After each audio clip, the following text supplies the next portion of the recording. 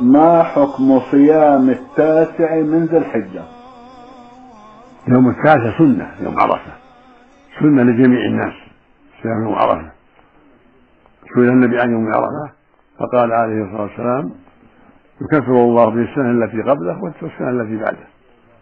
يوم عرفة يسن صيامه للرجال والنساء إلا من كان في الحج فلا يصوم.